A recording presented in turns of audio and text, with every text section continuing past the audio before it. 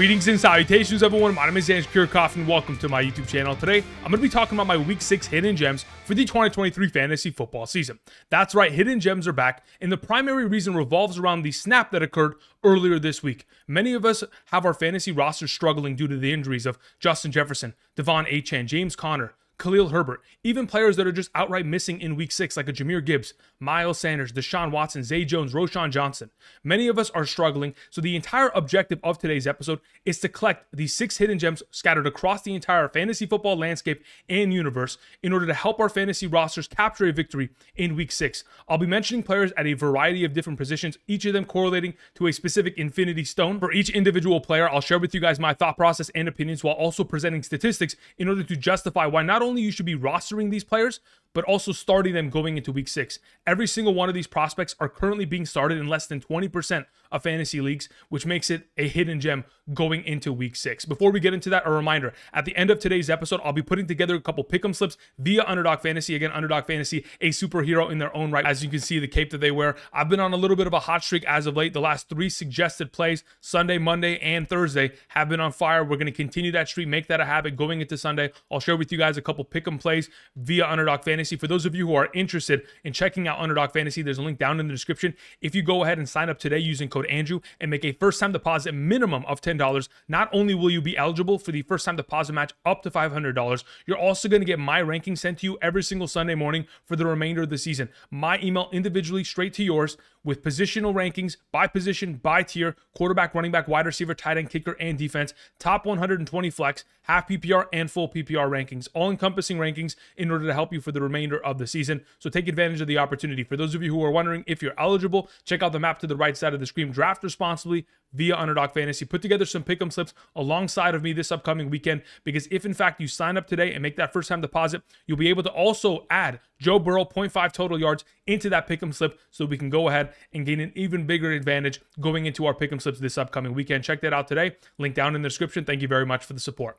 All right, let's get into talking about our hidden gems, beginning with our first player, Chuba Hubbard. Now, going into this week, the stone that represents Chuba Hubbard is the Soul Stone. And like we all know, the Soul Stone requires a sacrifice from something that you love. And boy, this offseason, I loved Miles Sanders. I thought that the overall opportunity, the offense from Frank Reich coming over from the Indianapolis Colts, everything would bode well for Miles Sanders. And that has been the complete opposite thus far this season. I love Miles Sanders. He's injured and he's going to be out in Week 6, which grants a lot of opportunity in this backfield for Chuba Hubbard, therefore making him the Soul Stone of the week. Now, as of this current moment in time, Chuba Hubbard is only being started in 12% of Yahoo leagues and 13% of sleeper leagues. Going into the given week, even though it's a difficult matchup taking on the Miami Dolphins, the fact of the matter is we're not expecting for them to beat the Miami Dolphins. We just need fantasy upside from Chuba Hubbard in the overall opportunities that he is granted. Now, when we look at the Miami Dolphins, how many fantasy points they've allowed to opposing running backs, Week 1 was a fluke. Since Week 1, since that Los Angeles Chargers matchup where they gave up a bunch of points to Austin Eckler and Joshua Kelly, they've been a far better team in terms of stopping the run. Since Week 2, they've only allowed 82 rushing attempts, 265 rushing yards, and 2 rushing touchdowns. That's a 9.63 fantasy point per game average in terms of running back rushing statistics isolated. Again, only rushing yards and rushing touchdowns. So going into the given week, there's a chance in which Chuba Hubbard can get himself a significant amount of overall yardage and perhaps maybe a touchdown if we're lucky to make him a fantasy relevant back just on the ground alone. Now, when we go ahead and compare someone like Chuba Hubbard to Miles Sanders in terms of their rushing efficiency thus far this season, Chuba Hubbard has been significantly better. When I went ahead and looked at all running backs thus far this season that have a base minimum of 20 rushing attempts, Chuba Hubbard is number 10 amongst all running backs with a 3.51 yards after contact per attempt average.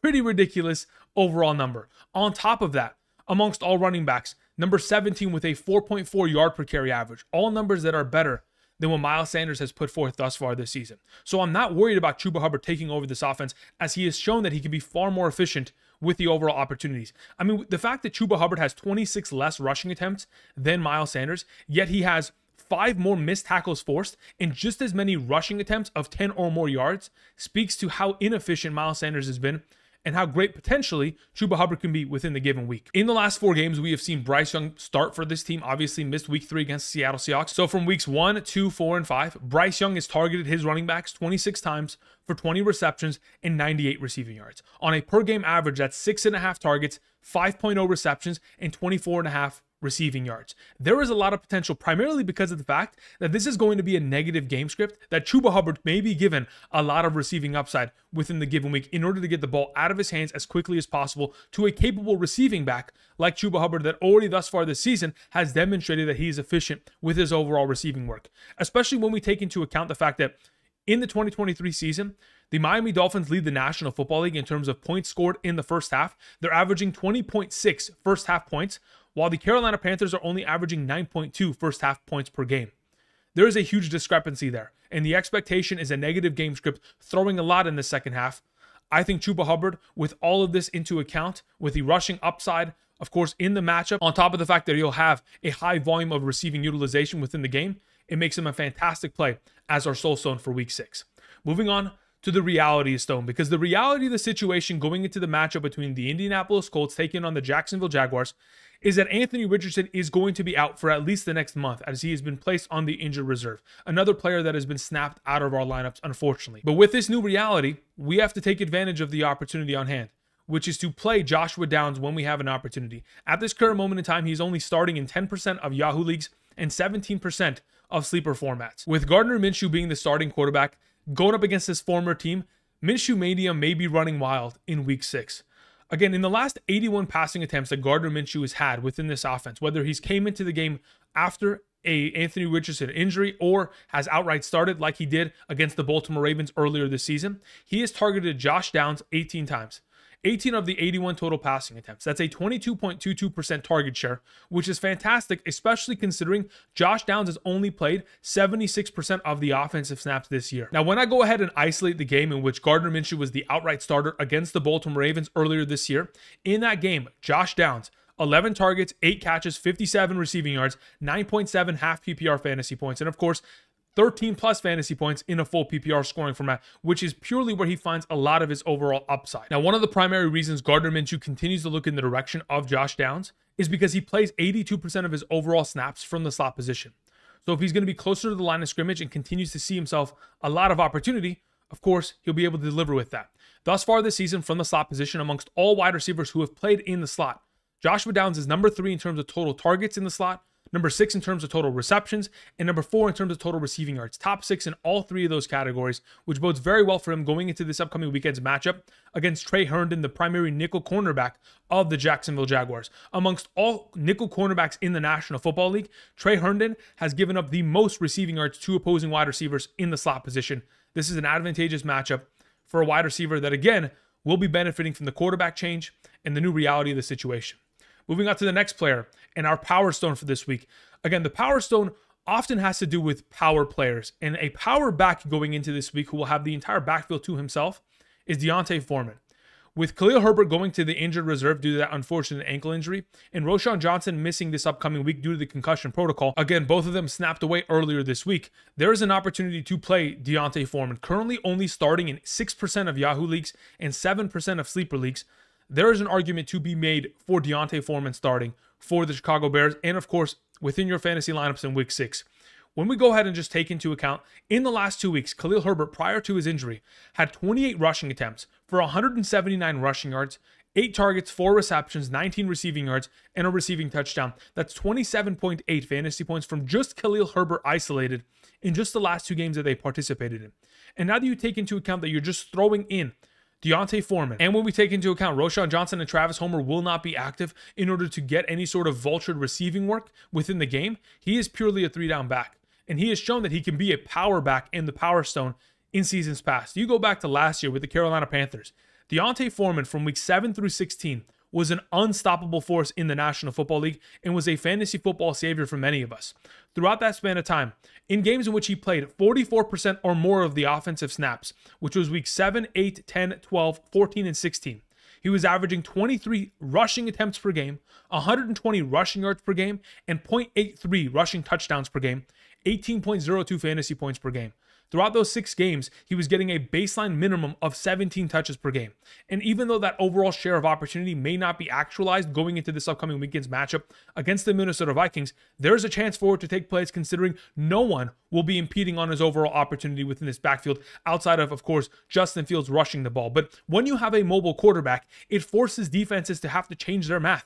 The backside defensive end, the backside linebacker, they cannot play the run in the same way. They can't come down the line of scrimmage. They always have to be wary of the potential of Justin Fields keeping the ball on those read zone options. Therefore, there is going to be even more opportunity for an offensive line and for D'Onta Foreman to actualize his value going into the given week.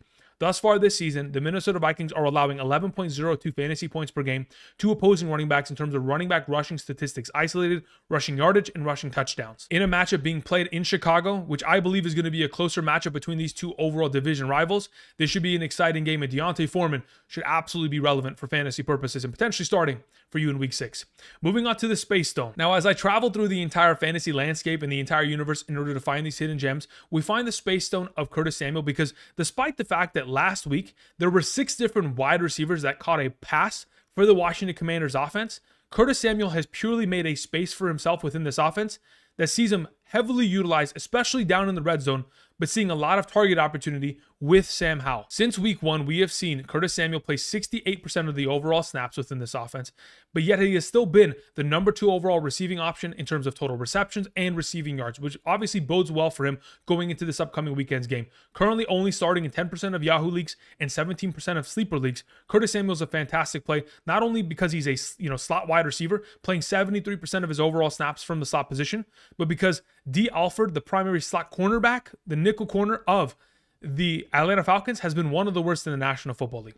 Thus far this season, amongst all wide receivers who have played in the slot, Curtis Samuel is number 8 in terms of total targets, number 7 in terms of total receptions, number 8 in terms of total receiving yards. When we go ahead and look at the matchup against D. Alford amongst all nickel corners in the National Football League, number 2 in terms of total targets against, number 3 in terms of total receptions allowed, and number 5 in terms of total receiving yardage allowed in terms of slot coverage. There is going to be a lot of upside for Curtis Samuel, especially considering we have seen other slot wide receivers dominate against this matchup. Earlier this season, we have seen Jaden Reed, 4 catches, 37 receiving yards, 2 receiving touchdowns. Christian Kirk, 8 catches for 84 receiving yards, and Amon-Ra St. Brown, 9 catches for 102.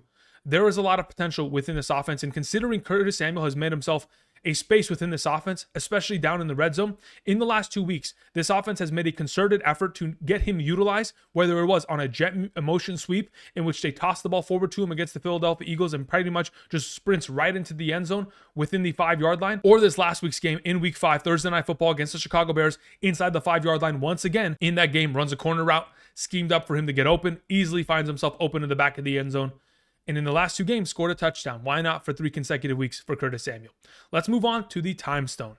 The Time Stone is a matter of whether or not Desmond Ridder can be relevant for fantasy football purposes. And many of us know, oftentimes, he's not. But the time that we can trust him is when he plays at home. Throughout his entire career, like we've heard on multiple occasions, you've heard me say it multiple times this week already, when Desmond Ridder plays at home, whether it's been college or the National Football League, he is undefeated. In the last 4 home games that he has played in the National Football League from 2022 and 2023, these are his overall statistics. Last season, week 18, at home, 224 passing yards, 2 passing touchdowns, 15.86 fantasy points. Week 1 of 2023, 115 passing yards, 1 passing touchdown, 7.9 fantasy points. Relatively underwhelming in week 1. Yep, another victory. Week 2 of this season, 237, a passing touchdown, 39 rushing yards, a rushing touchdown, 21.38. And most recently this last week, week 5, 329 passing yards, a passing touchdown, 10 rushing yards, a rushing touchdown, and 26.16 fantasy points. Throughout the last 4 home games that he has played, he has a 69.2% passing completion percentage in comparison to when he's on the road, where he only has a 58% passing completion percentage. He takes on the Washington Commanders this upcoming week, which is the 5th best matchup at the position. They're allowing 17.27 fantasy points per game in terms of quarterback passing statistics isolated. That on a per weekly basis is 252 passing yards and 2 passing touchdowns to opposing quarterbacks. And in each of the last 4 games that the Washington Commanders have played, they have allowed a base minimum of 2 touchdowns to each of the last 4 quarterbacks. This is an advantageous matchup for Desmond Ridder going into the given week. And for those of you who are super desperate for a quarterback who is currently only being started in 8% of Yahoo leagues, 5% of sleeper leagues, the opportunity is available. This is a game that is going to be a lower scoring event potentially in the first half, or perhaps this could be a higher scoring event where both these teams and their defenses aren't able to hold up. Thus far this season, the Atlanta Falcons in the first half are only scoring 5.2 points. That's ranked for 30th amongst all teams in the National Football League. The Washington Commanders, they're ranked 24th, only scoring 8.8 points in the first half. If there's going to be a potential in which they take a backseat in this game and they're going to have to throw for majority of the second half in order to come back against the Washington Commanders, I expect Desmond Ridder to have himself another upside performance at home in the given week. The final player I wanted to mention is a kicker. That's correct. The mind stone for this week, as we use our brains, is to start a stud kicker, Fairbairn. I don't understand how Fairbairn at this current moment in time is currently only being started in 17% of Yahoo leagues. Fairbairn, over the course of the last 5 games, 9 fantasy points, 8 fantasy points, 13, 12, and 15. He has made 15 of his 16 overall field goal attempts, and he has made 10 of his overall 10 extra point attempts. Amongst all teams in the National Football League, the Texans are number 2, only behind the Philadelphia Eagles in field goals made, and they are number 20th amongst all teams in terms of offensive touchdowns scored. So if they're going to be in a situation going up against the New Orleans Saints defense that has played very well this season, their expectation is field goals are going to be made against that defense as they'll stall out their overall drives. Thus far this season, kickers against the New Orleans Saints, 18 fantasy points, 13, 4, and 10. Most recently, this last week, the New England Patriots kicker, 0 points. That was pretty much an anomaly, to say the least. Very seldom do we ever see NFL teams shut out within a given game. In 2022, we only saw 4 different instances in which a team got shut out and scored 0 points. Earlier this season, we only saw the New York Giants sustain that, so that's twice already this year. Again, it's very rare. Nonetheless, the expectation is that this offense, even though CJ Stroud has played incredibly well, they're going to stall out in different occasions. And if and when they do, Fairbairn, another double-digit week, is on the horizon for him for fantasy purposes. And that is why I believe he is the mind stone going into the given week. All right, with that all covered, let's go ahead and let's transition into talking about some Underdog Pick'ems going into this upcoming weekend. Again, like I have mentioned, I have been on fire as of late. The Sunday suggestion that I made this last Sunday morning during our live stream, again, we'll be live streaming once again this upcoming Sunday morning from 6 a.m. to 10 a.m. Pacific Standard Time. We'll have rankings on screen available for you guys. That overall suggestion was Cooper Kupp and, of course, Jake Elliott. Both of them panned out very well. On Monday, during the waiver wire video, I suggested you take Jacoby Myers and, of course, Christian Watson. Both those, boom, panned out very well. Yesterday, throughout the quarterback and tight end rankings video, I suggested that we take Harrison Butker and Russell Wilson. Boom, that paid out. So let's go ahead and let's talk about what my favorite plays are going into this upcoming weekend. So going into this upcoming weekend, you can also take advantage of the spooky season, Scary Terry overall pick and play, going higher or lower potentially on his overall receiving yards. You can take advantage of the 100K Sunday play, which again, at this current moment in time, Underdog Fantasy this upcoming weekend will be giving away $100,000. There'll be 10 winners that each win $10,000. All you got to do is put Cooper Kupp within one of your overall pick'em slips. And whether you get it correct or wrong, it doesn't matter. You're in the overall raffle. You could potentially win $10,000 of UD money. So if you're interested, check that out today. But in terms of my overall favorite plays going into the given week, there are a lot of potential pick'ems plays this week. I'm just going to kind of scroll through them. You guys know there are a bunch of different plays that you could take advantage of going into this upcoming weekend, but I'll show you my favorites as of right now. First and foremost, we begin with Jake Elliott and Christian McCaffrey. This is my favorite play of the week, and this is the one that I'm suggesting to you all. Christian McCaffrey, 0.5 rushing touchdowns. In the last 12 games that Christian McCaffrey has played for the San Francisco 49ers franchise, in which he's played over 50% of the overall snaps. So pretty much, I'm excluding the game in which he played against the Arizona Cardinals week 18 of last year, where he only played the first half and then was pulled because, again, they didn't really have to win that game. So if you go ahead and look at the last 12 games that he has played, in 11 of those games, he has scored at least 1 rushing touchdown. When we're looking for a play, which is almost 100% accuracy, 11 of the last 12 games is pretty high. I'm going to take Christian McCaffrey scoring a rushing touchdown. And I understand the Cleveland Browns have allowed 0 rushing touchdowns to opposing running backs this season. But again, have they played against Christian McCaffrey this year? No.